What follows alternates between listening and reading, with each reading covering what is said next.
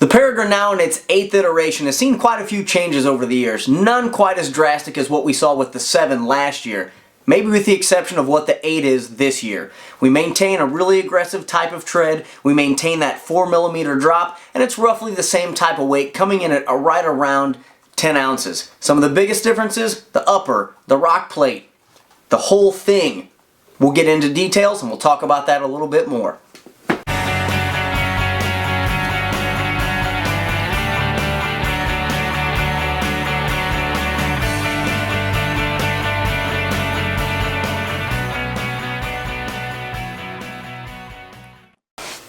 So what we're looking at here are effectively all of the major iterations of the Peregrine. Here in the middle we have the 5, which is that very classic design, very aggressive tread pattern, started kind of the Peregrine line, 4mm drop. This was the model and sort of look and feel that they kept for quite a while, right? Until we moved up into the 6 and the 7, which we have here, which is a fairly drastic update. You can see the mesh underneath with a lot of these sort of overlays over the top of it, reducing in stitching, kind of changing the overall look and feel of the upper, but we still kept that really rugged outsole that the Peregrine was known for, still kept that 4mm drop, added in some things like this iRun top sole into these, which is a little cushier, a little bouncier, but kept that power track, which is what this stuff is called, outsole. So this shoe was always really good at that kind of lower profile, aggressive type of tread. And when we move here into the 8, you can see there's quite a few differences that exist here. So let's start off by talking about this upper. So if you are familiar with kind of the Exodus or the Exodus ISO, or was another version of Saucony's trail line, this upper is, in my opinion, really similar to that, and it's maybe a bit of a combination of the Exodus plus the previous versions of the Peregrine. As we kind of look around here, again, you'll notice the lack of overlays, but there are some really nice strategic ones that help keep this shoe locked down to your foot. So you have these lines coming from the back that sort of pull on these tabs that allow this to lock down on your foot. I feel like the ankle area of this fits really similar to what we saw in the 7, with the addition of it being way more cushioned and less aggressive. That was one place where previous versions of Peregrines were really hard on some people's heels, or it took a little bit for them to break in. This one is a much, while still structured, it's a much looser, much more padded heel collar than what we had before. Maintains a gusseted tongue, so it's got that nice kind of sock-like fit, and just all the way around updates, mesh, easier to drain, and just a more, I think, streamlined looking and in fact less constrictive type of shoe. The 7 didn't really give you a lot of room to wiggle your toes because of all those overlays on the upper. Now, one of the places where that was really beneficial was in these wear zones.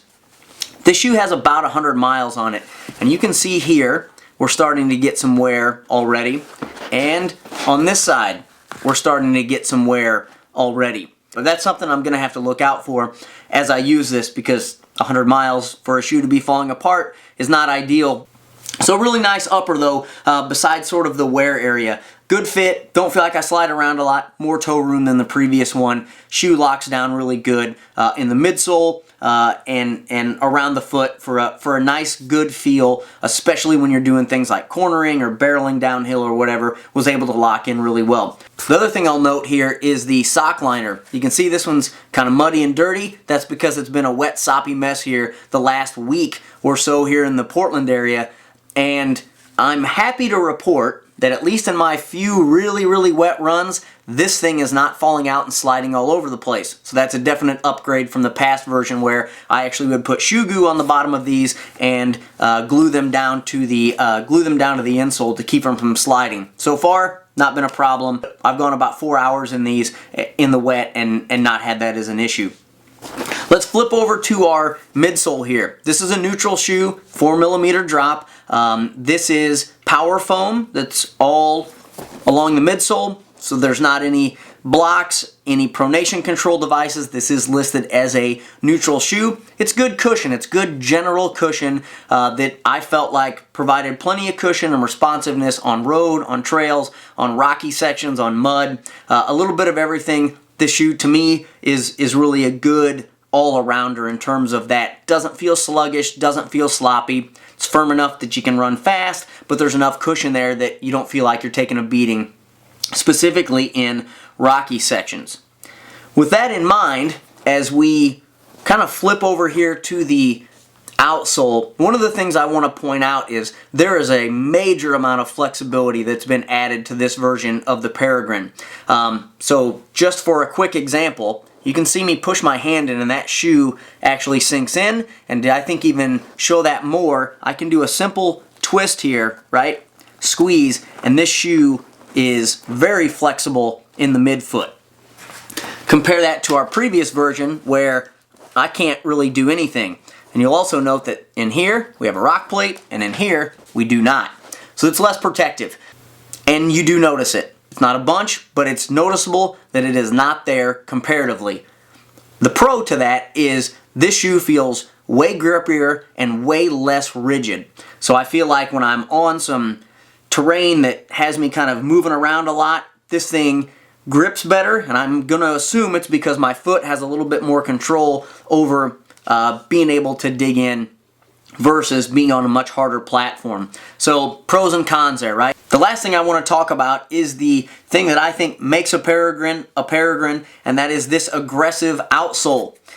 It is 6mm rubber lugs called Power Track. You can see there are the uphill lugs, the downhill lugs for braking and for descending and all that kind of good stuff. They are a little bit deeper. They're 6mm lugs and more flexible. So when you look at these, you can hopefully see from my hand there that these move around, and I feel like that's a drastic improvement.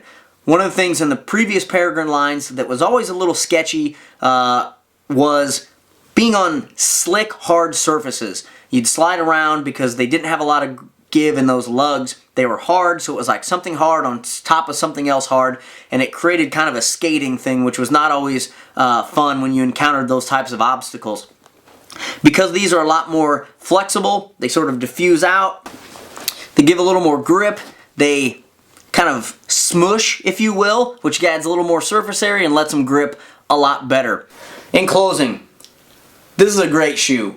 This is the type of shoe that I think I can just throw in my car, keep with me all the time, and whether I'm running some road, some really aggressive trail, some groomed trail, rocks, you name it, this is a pretty good shoe for all of those things.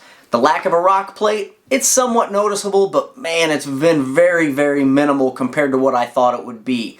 The biggest thing for me is durability. And this seems to be an ongoing issue with lots and lots of shoes that I've been trying lately, and that is these pinch points up front just keep getting fried, even really, really early on with mileage. So that's my ding on it. Overall, it's a better fit than the 7.